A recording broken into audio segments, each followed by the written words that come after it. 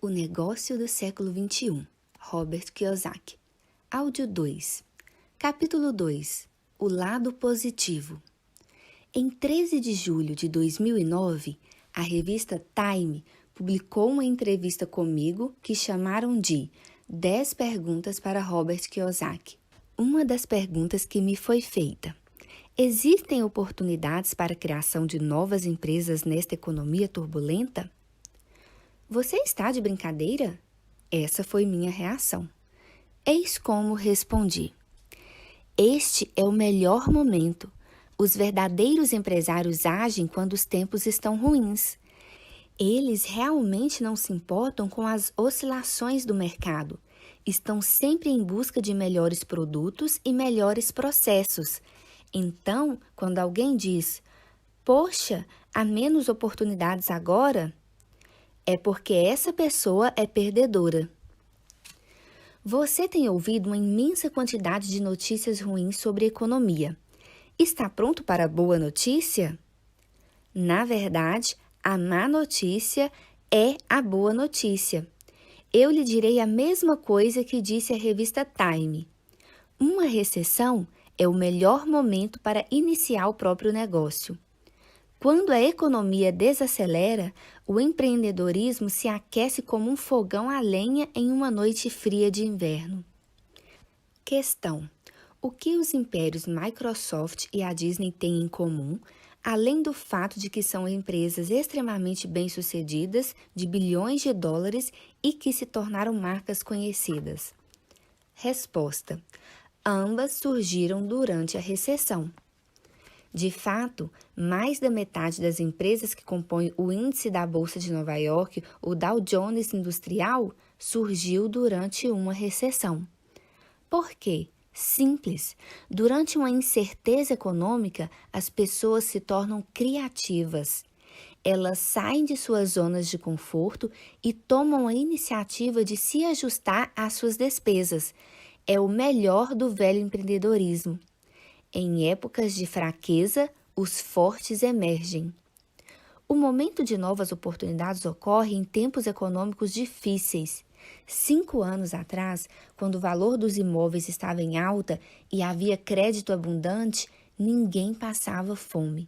As pessoas estavam satisfeitas, alimentadas, sentiam-se seguras e poucas foram à procura de qualquer meio alternativo de renda. Os funcionários não estavam preocupados com a estabilidade financeira de seus empregados e uma demissão não fazia parte de seus planos futuros. Mas, agora que o ritmo das demissões está desenfreado e todo mundo está preocupado com o que o futuro nos reserva, milhões de pessoas estão reavaliando suas finanças com seriedade e percebendo que, se quiserem contar com um futuro seguro, terão de criar um plano B. Hoje, as pessoas estão mais ávidas do que nunca por ganhar dinheiro extra e, por causa disso, estão mais receptivas e mais inclinadas a abrir sua mente para novas ideias. De fato, isso já era uma realidade mesmo antes do recente colapso econômico.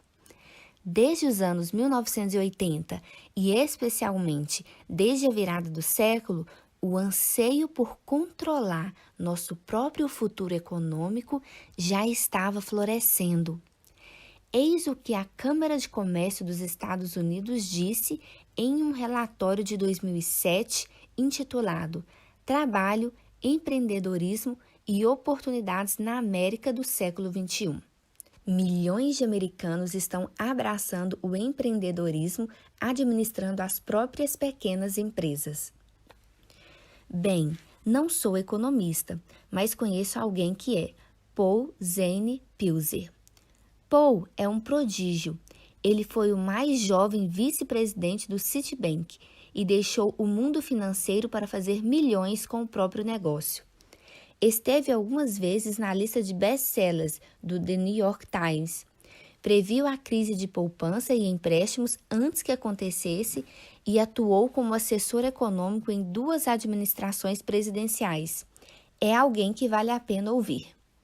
Segundo ele, os valores culturais sobre a forma de se conduzir uma carreira sofreram uma mudança de 180 graus, com a estrutura corporativa convencional de se tornar um empregado, dando lugar ao caminho empresarial.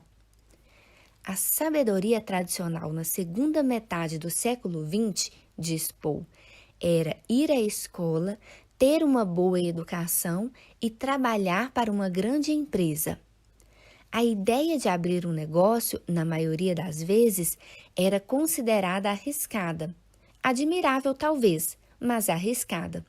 E talvez um pouco doida. Hoje ocorre justamente o oposto. Paul está certo. O relatório da Câmara de Comércio que mencionei anteriormente também cita uma pesquisa realizada pelo Instituto Gallup que constatou que 61% dos americanos prefeririam ser o próprio patrão. Outra pesquisa, dessa vez efetuada pela empresa Decipher de Fresno, descobriu que 72% de todos os adultos americanos prefeririam trabalhar para si a fazê-lo para outras pessoas, e 67% pensam em desistir de seus empregos regularmente ou constantemente.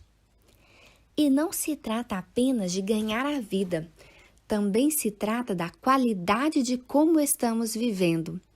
As pessoas estão acordando para o fato de que querem ter mais controle sobre sua vida. Elas querem estar mais ligadas às suas famílias, controlar o próprio tempo, trabalhar em casa, determinar o próprio destino. Nesse estudo da Decipher, 84% dos entrevistados disseram que teriam mais paixão pelo seu trabalho se possuíssem o próprio negócio.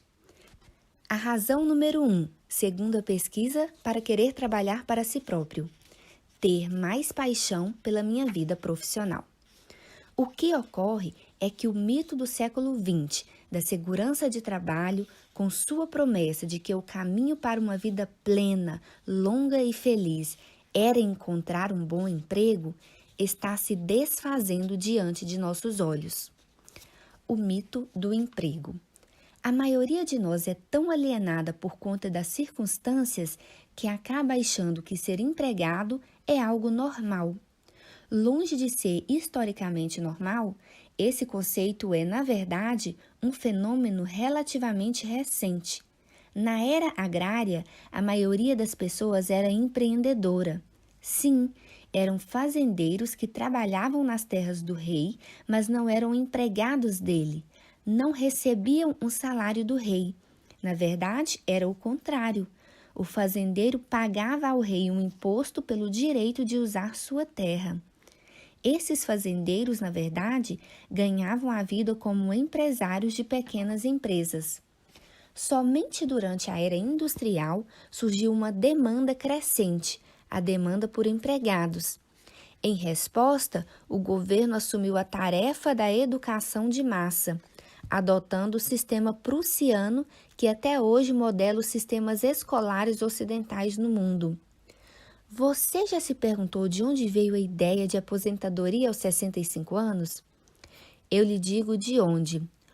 Otto von Bismarck, presidente da Prússia em 1889. Na verdade, o plano de Bismarck era de 70 anos, não 65. Mas isso pouco importa. Prometer a seus idosos uma pensão garantida após os 65 anos não representou risco econômico para o governo de Bismarck. Na época, a expectativa média de vida na Prússia era algo como 45 anos. Hoje, são tantas as pessoas que estão ultrapassando os 80 anos que a mesma promessa pode muito bem levar qualquer governo federal à falência já na próxima geração. Quando se analisa a filosofia por trás da educação na Prússia, percebemos que o objetivo era produzir soldados e empregados, pessoas que seguiriam ordens e fariam o que lhes fosse dito. O sistema prussiano serve para a produção em massa de empregados. Nos Estados Unidos dos anos 1960 e 1970, empresas como a IBM fizeram o emprego para toda a vida se tornar o padrão ouro de segurança no trabalho. Mas o emprego na IBM atingiu o pico em 1985 e todo o conceito de carreira corporativa sólida e confiável vem diminuindo desde então. Para onde vai a General Motors, vai a América, diz o ditado. Aqui estamos nós, meio século depois, e as coisas não estão indo tão bem assim para a GM. Isso significa que os Estados Unidos estão condenados? Não, mas eis o que está condenado: o mito da segurança corporativa. A febre do empreendedorismo. Não estou dizendo que ser um empregado é uma coisa ruim, só estou dizendo que é apenas uma forma de gerar renda e é extremamente limitada. O que acontece é que só recentemente as pessoas estão despertando para esse fato. Essas pessoas, você inclusive, estão percebendo que a única maneira de se conseguir o que realmente se quer da vida é fincar o pé no caminho do empreendedorismo. A propósito, não sou o único que percebe isso. Você pode ter ouvido ou não falar de Muhammad Yunus, autor de O Banqueiro dos Pobres. Mas o Comitê do Prêmio Nobel em Oslo, Noruega, já ouviu falar dele. Deram-lhe o Prêmio Nobel da Paz em 2006 por seu conceito de microcrédito para empreendedores do terceiro mundo. Todas as pessoas são empreendedoras, diz Yunus, mas muitas não têm a oportunidade de descobrir isso.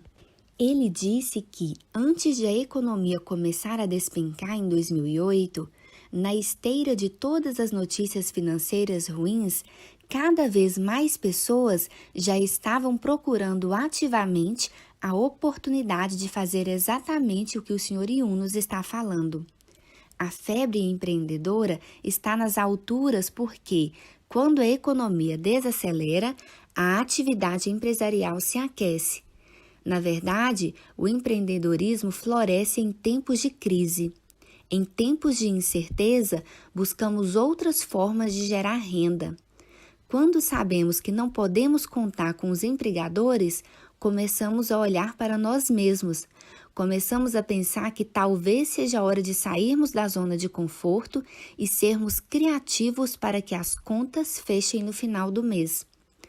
Um levantamento feito pelo Banco Central Americano, o Federal Reserve, mostrou que o patrimônio líquido médio dos domicílios de empresários é 5 vezes maior do que o dos trabalhadores convencionais. Isso significa que os empresários têm 5 vezes mais chances de sair da crise ilesos e até mais fortes do que antes, porque criaram a própria economia vigorosa. Uma pesquisa recente constatou que a maioria dos eleitores dos Estados Unidos vê o empreendedorismo como a chave para resolver a atual crise econômica. A história tem demonstrado repetidamente que novas empresas e empreendedorismo são o caminho para fortalecer uma economia com problemas, disse o diretor executivo da pesquisa. Descobriram o óbvio. Talvez essa maioria dos eleitores que diz acreditar nisso, tire seu traseiro do sofá e venha a fazer algo. É possível, embora eu não aposte nisso. Neste instante, a economia que estou mais interessado em ver florescer por meio do empreendedorismo é a sua. Estes podem ser momentos econômicos difíceis para a maioria, mas para alguns empreendedores, aqueles que têm uma mente suficientemente aberta para entender o que vou explicar nos próximos capítulos, estes são tempos prolíficos de potencial econômico. Não só é a hora de ter o próprio negócio, como também nunca houve um tempo melhor do que agora, hoje. Como eu disse, quando as coisas ficam difíceis, quem tem tenacidade, quem é obstinado, vai em frente.